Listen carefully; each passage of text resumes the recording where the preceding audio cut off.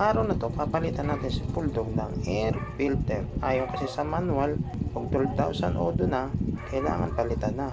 Pinili ko pa nga palang air filter, 350 nga pala ang presyo nito.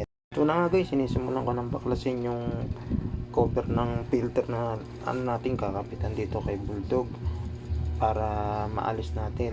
Alam ko madumi na to kasi biniyahe ko pa ng malayo to. Galing pa kami ng probinsya nito. Buksan na natin yung mga tumagas na langis, pupunasan natin dahil sobra yung paglalagay yata natin ng oil. Tingnan natin yung pinaka-end filter.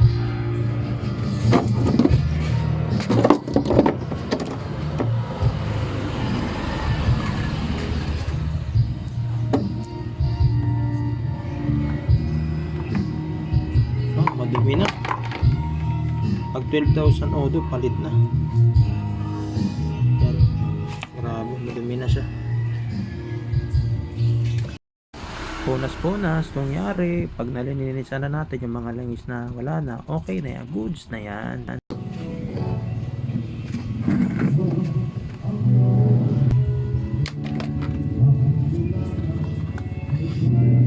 Punasan din natin ito.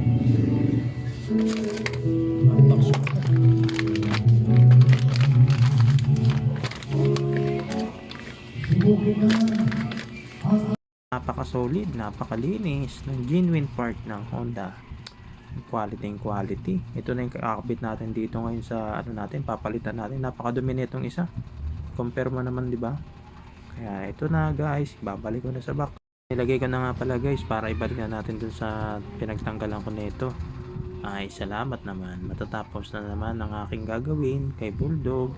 Excited ako para bukas sa aking biyahe. Yan, naibalik ko na. Check na natin yung motor. Outfit check. Double check ko rin pala yung mga tornilyo kung goods na talagang nakabit na maayos. I-start ko na tong motor. Titingnan na natin. Ano, masaya yan?